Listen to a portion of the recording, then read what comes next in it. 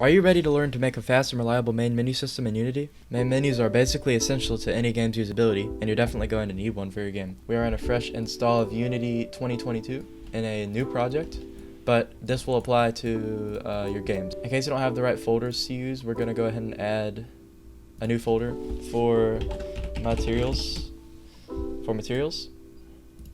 new folder for scripts, and another folder for prefabs. This is just the basics of managing and organizing. First thing we're going to want to do is have our scenes ready. And we're in the main menu right now. We're going to go to File, Build Settings, and click Add Open Scenes. Or drag and drop our scene into the scenes and build. And then we're gonna have our game scene ready. And same here, File, Build Settings, Add Open Scenes, and make sure that main menu is on 0 and game is on 1. The game will open up on the main menu automatically because it is set to 0. Now we're in the main menu scene and we need to create the menu as an object. It's going to be 2D for this because if you look in the 3D space, there's nothing. Might be the same for you. We're gonna make sure there's an event system. We're gonna create an empty object as a parent called main menu for managing this, and go ahead and create a UI canvas. For the canvas scaler settings over here, we're gonna choose scale with screen size of whatever resolution you want to use. 1920 by 1080 is most common, so we're going to use that. And on the canvas, we're going to create a UI panel called background.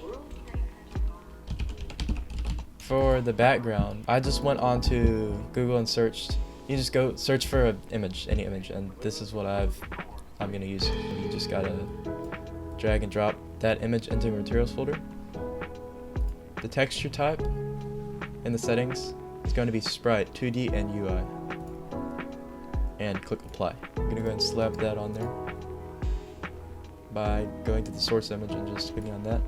And as you can see in the game view, the 3D view isn't very pretty right now. So I'm going to go ahead and set the opacity all the way up with this color wheel.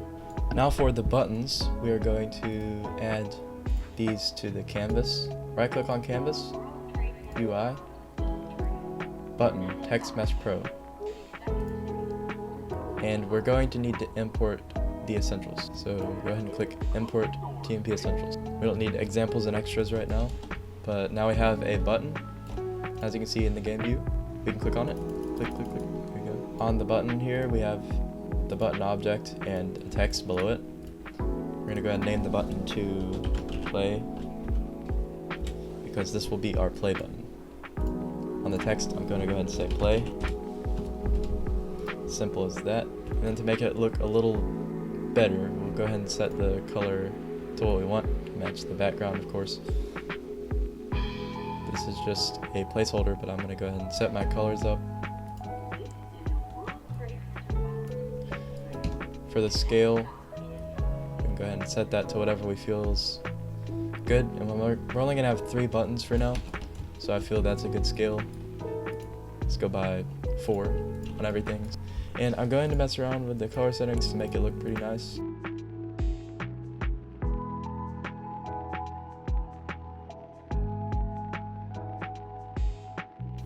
I've messed around with the opacity so that it's a little light, but when you hover over it, it's brighter, and then when you click on it, it's full.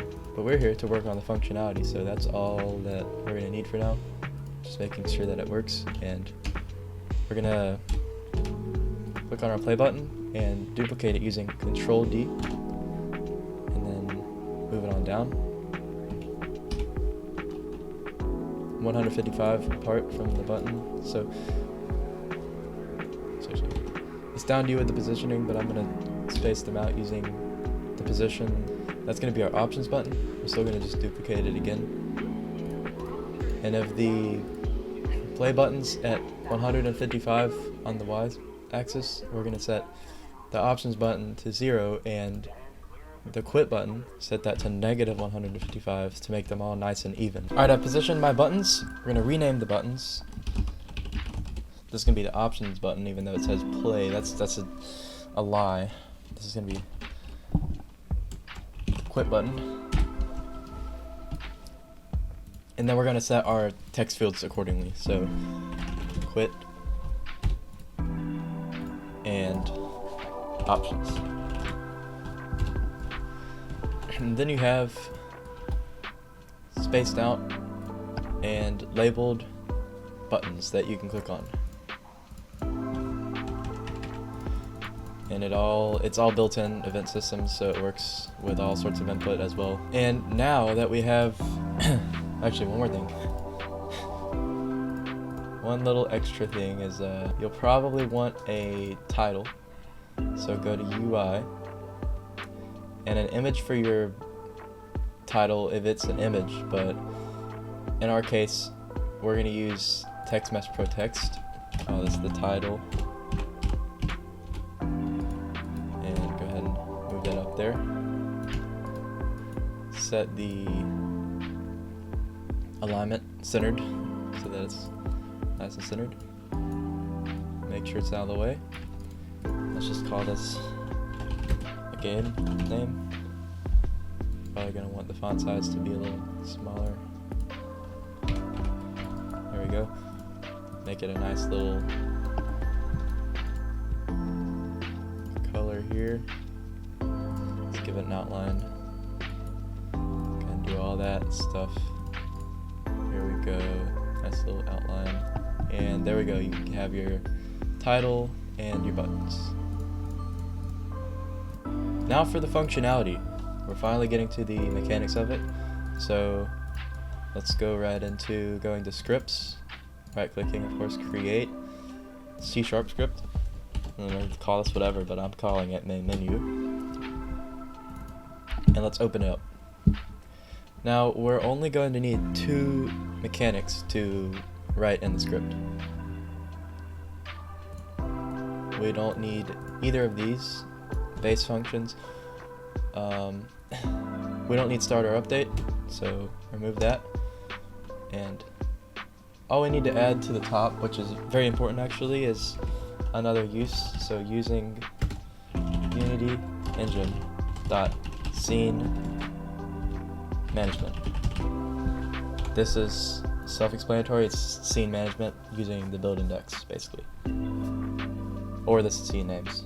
But we're going to be using the build index, and we only need scene management for playing right now, but you'll be able to use it later as well. So let's create a public void so it's accessible. Call it play for the play button.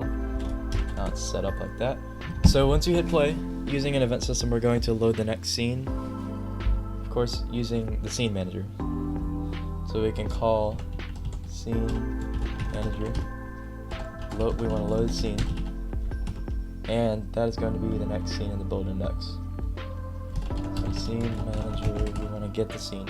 We're gonna use build index, adding and subtracting from the build index number to load the scene. So we want to say get the active scene that we're currently in. That'll be there. Build index. Here's where we add the scene. This is why setting it up was important, because we're adding one to the build index that is currently running. So this is going to load into your game scene when you hit play. One quick thing, in case you don't want to manage the numbers, you can just say quotations and you can type your scene name in. But it's easier for us to go ahead and just manage it with numbers. Time for the last mechanic in the script. Quit. We'll call it quit. And all we're going to do, it's very simple.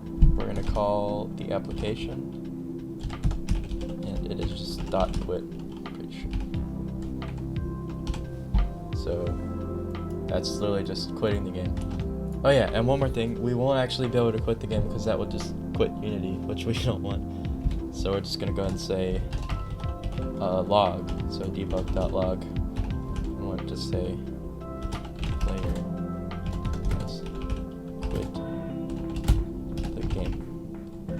This is optional, but if you want to make sure it works, you can just add a debug.log. So there is your script for the entire system of the main menu run.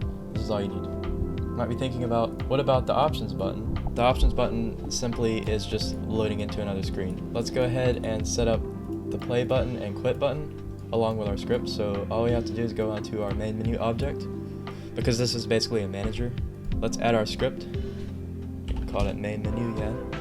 And this is all we need to do, is add the script to the object so that we can reference it. There's an event system built into all the buttons, so on our play button we can add an event and then drag and drop the main menu onto the object, and then we can use this to call main menu. And here's our voids, play and quit, so it's called main menu.play. Same for quit. We're going to add an on-click event, drag the main menu object over here,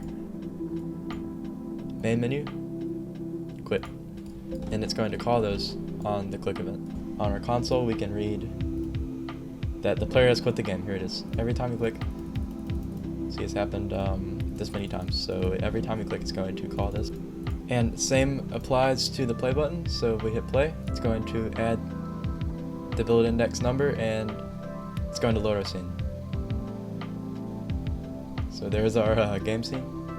And now for the options button, all we're going to need to do is add an event, but actually first we need to make an options screen. For the options button, we're just going to disable this canvas and enable another.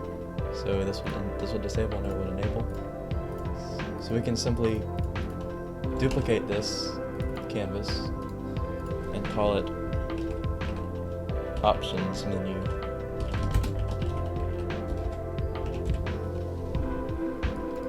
And there you have it. All we need for the options menu that will be different, we can disable the main menu for this. This is now the options menu. We're just going to disable or delete all the buttons except for the quit button, which we can simply make the back button, because you need to get back to the main menu. So we'll just make all of this simple system, and I'll rename this to options,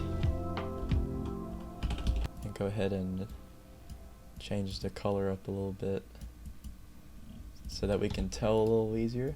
And we have the options menu and the main menu, but we don't want these to both be enabled because it looks like this. We want to enable this using the event system, so we're going to go to the button and the on-click event for the options button, and we're going to add the object of the options menu, which we should probably disable.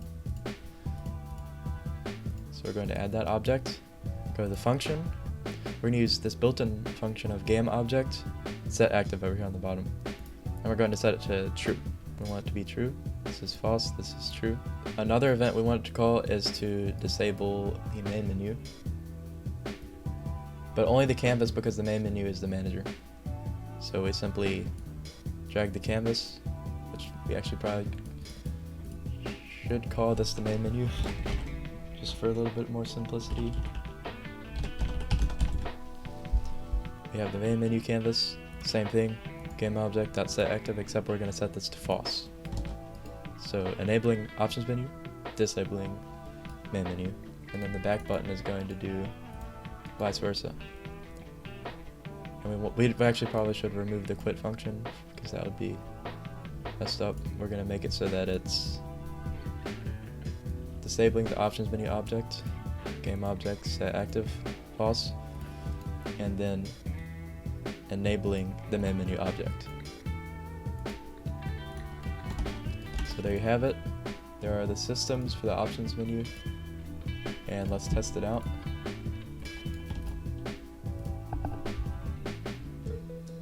Options, click that, options, back. So now click options, there you can see in the left here, right here, options, back, options, back. It's just swapping between these enabled objects. Quit works and play works. and I enabled rigid bodies to see, you can see some movement in the game. So there you have it, there's your scene. Next up we're going to be working on a pause menu because those are just as important. We're going to add one of those next. Good luck with your projects, I'll see you in the next tutorial.